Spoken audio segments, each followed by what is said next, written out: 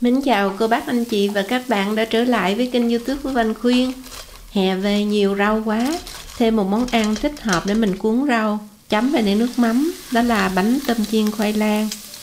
Thường khi mình làm bánh tôm chiên thì mình ngại nhất đó là phải ăn nhiều bột, cũng như là bánh tôm nó bị hút dầu.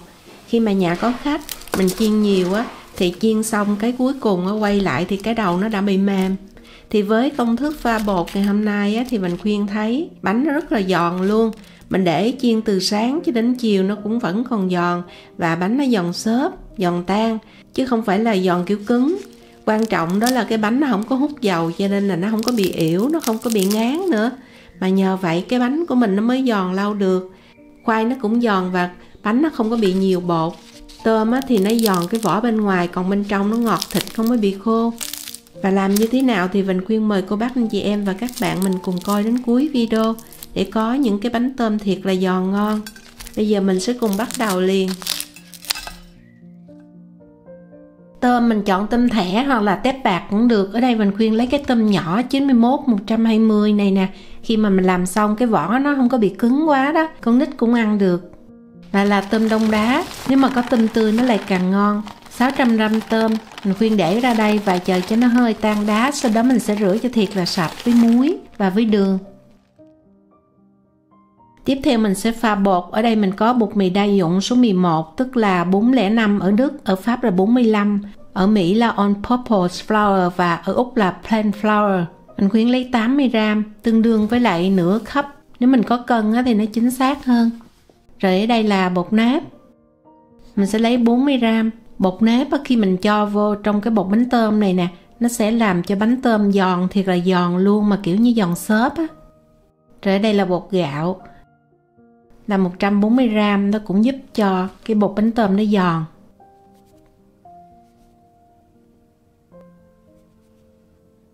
Muối thì nửa muỗng cà phê, tức là 3,5 g. Đường thì 4 cho đến 5g. Mình khuyên lấy 2/3 muỗng cà phê. Để bánh giòn xốp, mình sử dụng bột nổi baking powder. Bột nổi cho phép sử dụng trong thực phẩm. Nửa muỗng cà phê. Để cho bánh có cái màu vàng đẹp thì mình cho 1/4 muỗng cà phê bột nghệ. Và đây là nước cốt dừa. Cái nước cốt dừa này nó có 41% chất béo đó. 300g nước cốt dừa thì nó là 300ml luôn. Sau đó thì mình sẽ trộn đều cho đến khi nào hết bột khô. Rồi mình lấy cái gì đó đậy lại, chờ cho bột nở khoảng 1 tiếng. Có thời gian thì để lâu hơn cũng được. Chuẩn bị rau ăn kèm các loại như là xà lách, rau thơm, hành lá thì mình khuyên cũng cắt nhỏ ra như vậy. Bây giờ mình sẽ đi pha nước mắm. Cho 250ml nước vào trong cái nồi, tức là mình lấy khoảng 1 cup 3 muỗng canh đường nâu, rồi 4 muỗng canh nước mắm. Mình khuyên nấu nước mắm con mực.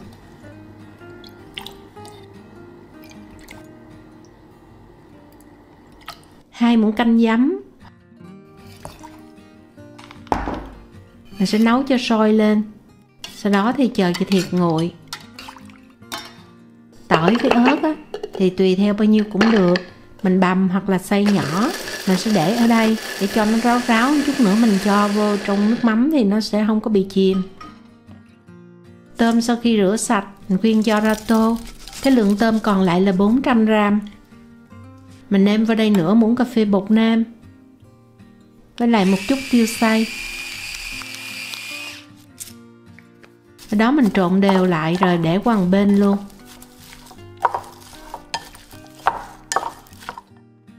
Đây là khoai lang.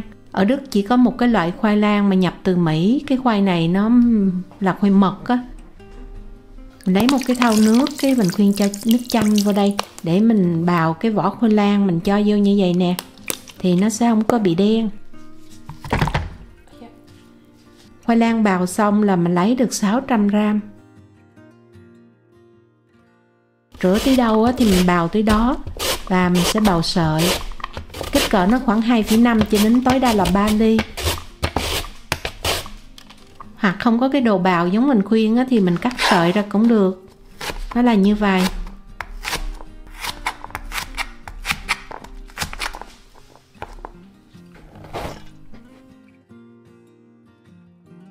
Bây giờ mình sẽ pha bột. Đây là nước có ga, tức là soda mà không có đường á. Cái này nó giúp cho cái bánh nó giòn lâu và nó giòn xốp. Nếu không có thì mình có thể thay thế bằng nước thường cũng được. Nhưng mà khi mình cho cái này á, thì nó giòn và ngon lắm.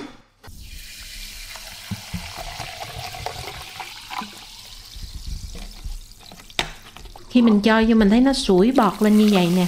Nó giúp cho cái bột giòn. Và mình trộn cho thiệt đều luôn.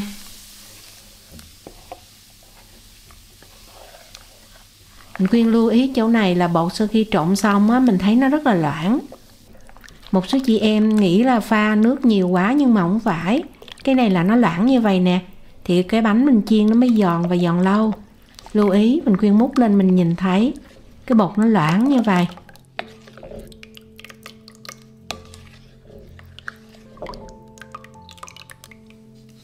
Sau đó thì khoai lang mình cho vô luôn.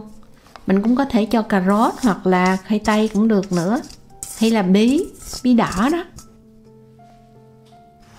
Hành lá cho vô luôn. Rồi mình trộn đều lại. Với cái lượng bột và lượng khoai như vậy á, là mình khuyên thấy nó vừa lắm. Bởi vì công thức này không có cho nhiều bột lắm.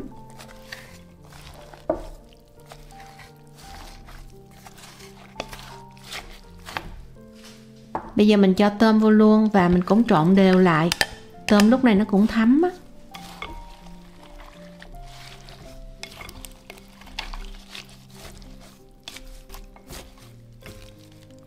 Mình khuyên múc cho cô bác anh chị em và các bạn thấy nè. Cái lượng bột, tôm với lại khoai nó rất là vừa vặn. Chiên xong không có bị dư.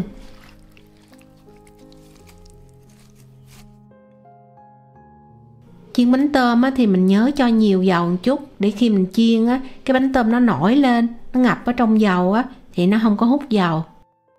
Đây là cái lưu ý nè. Nếu mà mình cho ít dầu á, là bao nhiêu dầu nó hút hết vô chung bánh.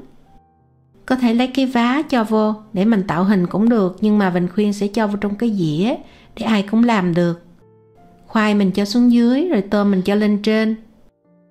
Tùy theo mình thích lượng bột nhiều hay ít thì lúc này mình cho vô nè. Mình khuyên cho khoảng 1,5 muỗng, 1 muỗng canh rưỡi á, cái bột này. Dầu sôi mình chiên ở 170 độ C. Hoặc là khi nào mình thấy cái đũa nó sủi tăm á là được. Khi mình đổ vô xong là tự động cái bánh nó sẽ từ từ nó nổi lên. Và nó cuốn theo những cái bột nhỏ nhỏ đó, nó rời ra đó. Mình chiên ở đây bếp 9 số thì để số 7. Bây giờ mình lại tiếp tục cho bột. Nếu mà mình có thời gian thì tạo hình cho nó đẹp đẹp tròn tròn cũng được. Không có thời gian thì làm nhanh giống mình khuyên như vậy nè.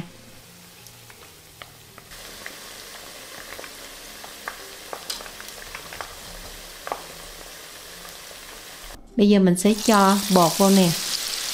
Và tiếp tục mình cứ để ở đây.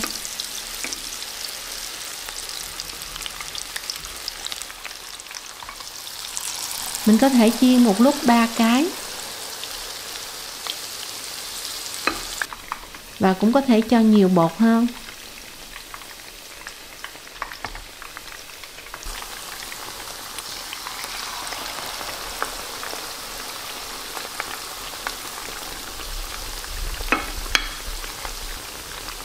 Chờ cho đến khi nào nâu vàng, hơi hơi á. Lúc này mình tăng nhiệt lên. Bếp 9 số mình để số 9.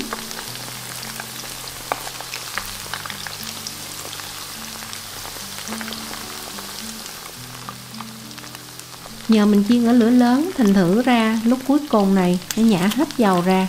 Phía bên dưới bánh nó như vậy. Nó rất là vừa luôn và không có nhiều bột, mình ăn đỡ ngán. Lần lượt mình vớt ra, mình để ra ngoài cái rây. Và mình nhớ lật úp xuống để cho nó chảy dầu.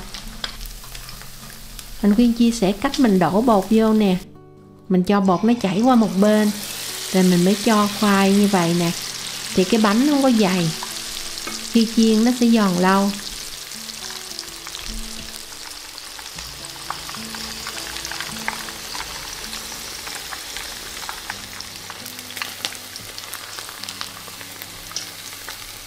Chiên cách này thì khoai giòn, vỏ tôm giòn, bột giòn, không ngấm dầu, Ít bột mình ăn cũng đỡ ngán nữa.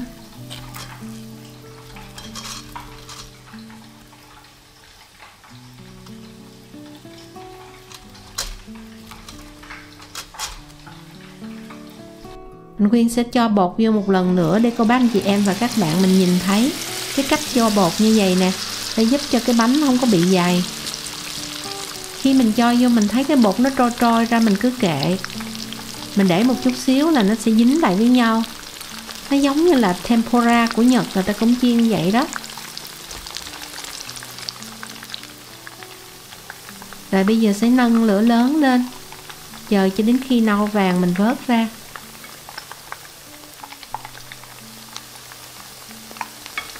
Pha bột cách này và chiên cách này thì cái bánh của mình nó rất giòn và giòn lâu, giòn xốp, giòn mà không có bị cứng, cũng như là mình không có phải ăn nhiều bột. Cái sợi khoai lang nó rất là giòn luôn, mặc dù đây là khoai lang mật. Mình Khuyên vớt ra mình thấy cái độ giòn của nó nè.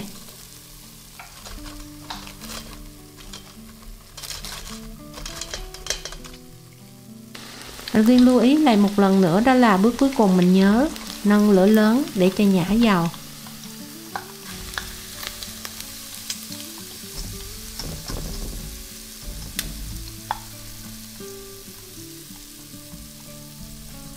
Mình đã có những cái bánh tôm chiên giòn thiệt là ngon luôn. Trước khi dọn ra thì ớt với tỏi mình sẽ cho vô để mình có nước mắm. Cái bánh cuối cùng mình dư bột, mình chiên ra được cái này thiệt là giòn và giòn xốp. Cô bác anh chị và các bạn vừa theo dõi Vành Khuyên chia sẻ công thức và cách làm bánh tôm, cách pha bột cũng như là cách chiên.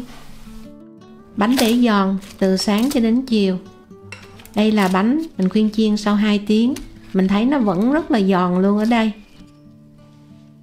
Bánh tôm ăn ngon nhất là ăn nóng. Tuy nhiên khi mà nhà có khách thì mình cần phải chiên nhiều. Mình áp dụng cách này, sau 2 tiếng là cái bánh nó giòn rụm luôn như vậy luôn nè.